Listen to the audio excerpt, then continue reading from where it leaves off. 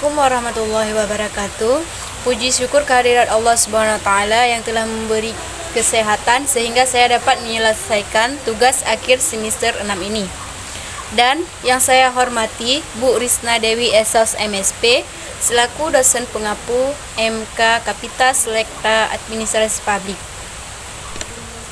Oke, pada kesempatan kali ini izinkan saya untuk memperkenalkan diri. Nama saya Miftahul Jannah dengan NIM 19021011, jurusan Administrasi Publik, angkatan 2019, Fakultas Ilmu Sosial dan Ilmu Politik, Universitas Maliku Saleh. Oke, pada kesempatan kali ini saya akan menjelaskan sedikit materi tentang etika administrasi publik. Oke, pengertian etika administrasi publik. Etika dari bahasa Yunani itu ethos, yang artinya kebiasaan atau watak.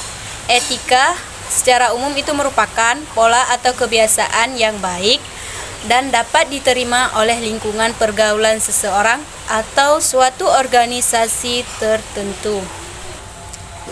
Etika administrasi publik adalah aturan atau standar pengelolaan, arahan moral bagi anggota organisasi atau pekerjaan manajemen. Aturan atau standar pengelolaan yang merupakan arahan moral bagi administrator publik dalam melaksanakan tugasnya melayani masyarakat. Dan aturan atau standar dalam etika administrasi negara tersebut terkait dengan kepegawaian, perbekalan, keuangan, ketatausahaan, dan hubungan masyarakat. Posisi etika dalam studi administrasi publik itu ada 3. Yang pertama, ada di teori administrasi publik klasik. Menurut Wilson, Weber, Gulick, dan Urwig. Itu kurang memberi tempat pada pilihan moral. Yang kedua itu kebutuhan moral administrator. Hanyalah keharusan untuk menjalankan tugas sehari-hari secara efisien. Dan yang ketiga, itu dengan diskresi yang dimiliki. Administrator publik tidak hanya harus efisien, tapi juga harus dapat mendefinisikan kepentingan publik, barang publik, dan menentukan pilihan-pilihan kebijakan atau tindakan secara bertanggung jawab. Dan ada 4 aliran pemikiran etika. Yang pertama itu ada teori empiris. Teori empiris itu adalah etika diambil dari pengalaman dan dirumuskan sebagai kesepakatan. Dan yang kedua itu ada dari teori rasional. Teori rasional itu adalah manusia menentukan apa yang baik dan apa yang buruk berdasarkan penalaran logika.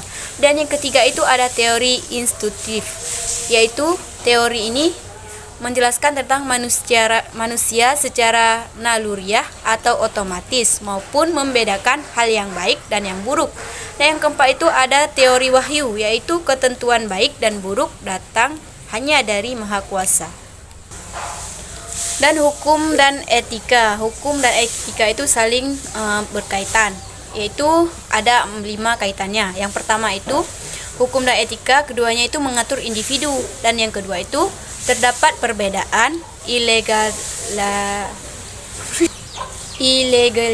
tidak selalu berarti tidak etis. Hukum bersifat eksternal dan dapat ditegaskan tanpa melibatkan perasaan atau kepercayaan orang, sementara etika bersifat internal, subjektif, digerakkan oleh keyakinan dan kesadaran individu.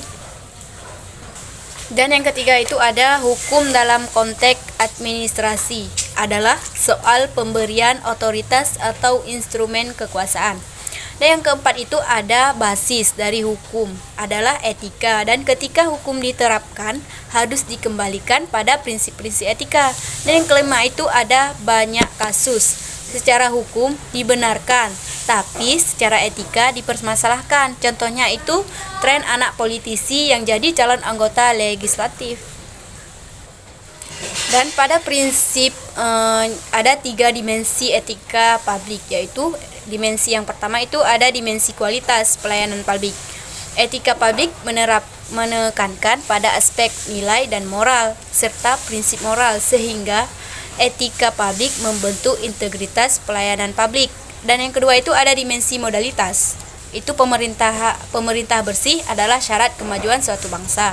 pemerintah korup menyebabkan kemiskinan, sumber diskriminasi, rentan konflik, dan penyalahgunaan kekuasaan.